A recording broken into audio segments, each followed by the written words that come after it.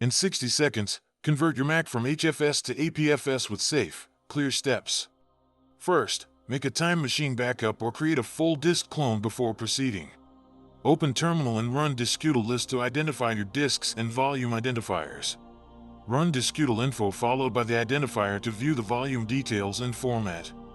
Confirm the volume shows HFS plus name, check available free space and compatibility. Close apps, unmount external drives, and ensure your backup is verified and ready. Run sudo disk-util apps convert / to convert the startup volume to APFS. Watch terminal display progress and APFS container creation during conversion. When finished, terminal will state the conversion was successful and report new APFS containers. Verify by running disk-util-info / and disk-util-list to confirm APFS formatting. Open Disk Utility and About This Mac to see APFS listed and updated storage info.